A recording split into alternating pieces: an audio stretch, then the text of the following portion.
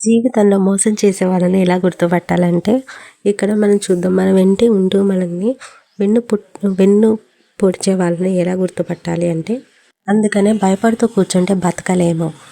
తప్పో ఒప్పో అడిగి వేసి చూడు, గెలుపైతే నిన్ను ముందుకు నడిపిస్తుంది. ఓటమి పాలైతే తర్వాత ఏం చేయాలో నేర్పిస్తుంది.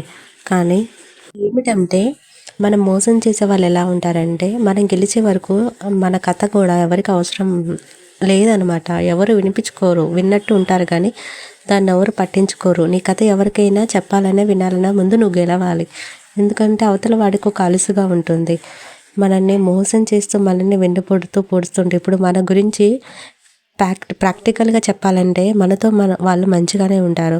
మనం బాధలో ఉన్నప్పుడు ఏమైందిరా అని అడిగి భుజం తట్టి మనం ప్రాబ్లమ్స్ అన్ని వాళ్ళకి చెప్పినప్పుడు, మనం లేనప్పుడు వాడు ఇలా ప్రాబ్లం పడుతున్నారు అని వేరే వాడితో చెప్పుకుంటూ నవ్వుతూ ఉంటాడు.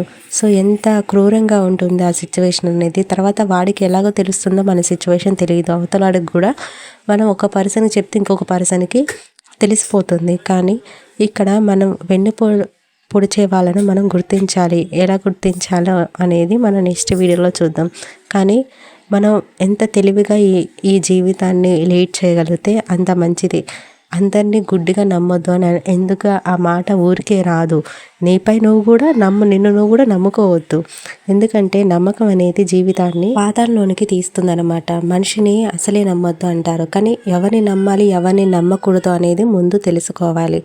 గౌతమ బుద్ధుడు ఏం చెబుతున్నాడో మనం నెక్స్ట్ వీడియోలో తెలుసుకుందాం. Sorry for background noise video. Thank you for watching.